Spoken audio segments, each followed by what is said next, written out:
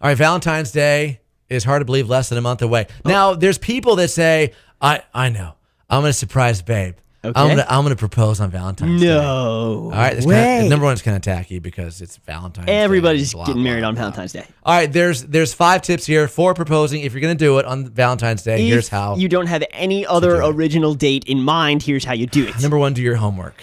On what? On her schedule? On you need to look at maybe other movies and read up online ways to do this.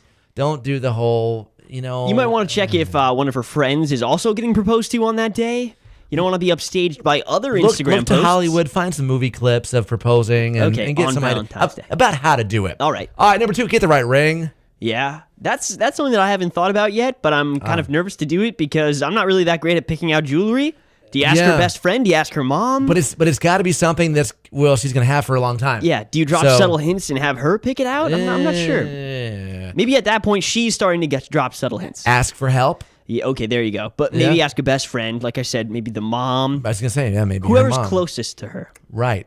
Put them first. It's not about you. Okay. And your spectacle. It's about them. Yeah. So if she doesn't want to be in the spotlight, that's what I was going to say. Then don't do it. If she's a person who's more introverted and she would rather just have you propose alone, not a big spectacle where there's a photographer there and her mom and her dad show up and there's a flash mob. Right. Maybe she's not that kind of girl.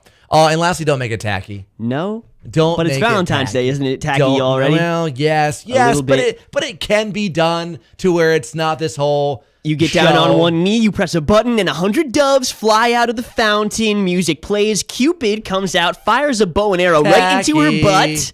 And you live forever and ever happily ever after. For you, I would suggest practicing on Jeff.